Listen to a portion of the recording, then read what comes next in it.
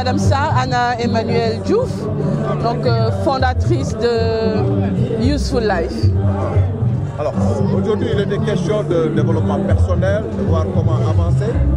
Comment justement le développement personnel peut booster des pays comme le nôtre? La question du développement personnel, c'est une question qui a pris d'envergure, beaucoup d'envergure.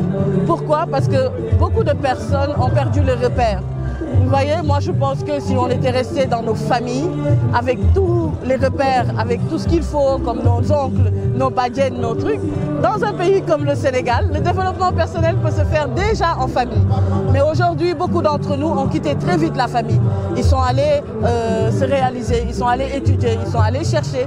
Voilà, donc aujourd'hui, il revient encore ce développement personnel. Pourquoi? Parce que l'intelligence intellectuelle ne suffit pas. Il faut également l'intelligence émotionnelle. Cela veut dire se connaître, connaître ses capacités, comment mieux les partager, connaître son environnement. Loolu dafa am solo.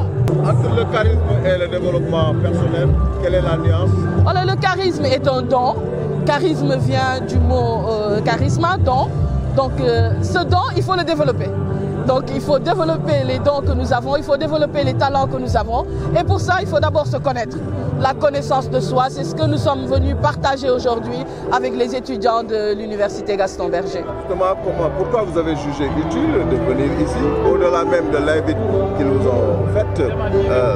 Le message fort, ça peut les aider, ça peut aider le Sénégal peut-être? Alors, Useful Life est un hommage à la vie.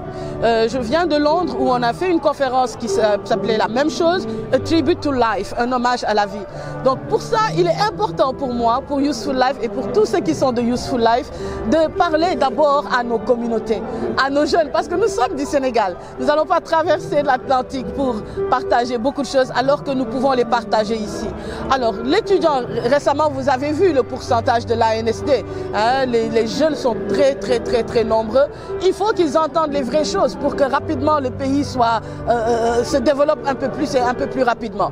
Quelle est la ressource principale du pays ou de l'Afrique? C'est sa jeunesse. Une jeunesse puissante, responsable qui en veut.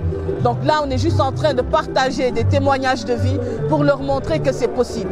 La pertinence de l'UGB, c'est que l'Université Gaston Berger est une université d'excellence. Elle a toujours été. Nous avons été à Dakar l'année dernière pour la première édition de cette conférence et nous avons réuni les étudiants de Dakar, les élèves des grandes écoles et les élèves de terminale. Ils étaient au nombre de 20 000 au niveau de l'esplanade du Grand Théâtre. Il était pour moi cohérent de rentrer à l'intérieur du pays et de commencer par l'Université Gaston Berger. Et c'est sur l'invitation de la Fédération des amicales des étudiants de Saint-Louis que nous avons pu organiser cette conférence. Et nous espérons continuer à l'intérieur du pays, à Ziguinchor, pour que nos jeunes bénéficient de nous, ce que nous savons, nous puissions les partager, nous puissions partager tout ce que nous avons avec eux. Et comme disait l'autre dans son témoignage, c'est une façon de retourner au pays ce qu'il nous a donné.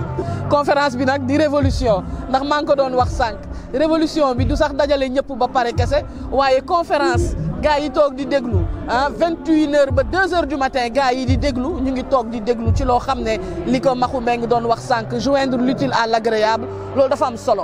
Donc ça veut dire que suñu jeunes Sénégal yi xam nañ lu baax bëgg nañ lu baax ràññee nañ ko mais la soif est présente. Mar nañ ko torop ci lay ñaax tous les responsables de ce pays nañuy wax l'essentiel te di wax loo xam ne day boole nit ñi ñuy liggéey ci loo xam ne daf ñuy boole loo xam ne daf ñuy bennal ñuy moytu lu bari ci li ñuy def parce que nit ñaa ngi déglu nit ñaa ngi xool yàlla na li ñuy def yàlla na neex yàlla na jig Sénégal. Aujourd'hui donc xale yi bu ñu gëmee seen bopp dafay jàppale dëkk bi parce que wax ngeen ko ñi développé ñëpp noonu lañ doxalee. gëm sa bopp.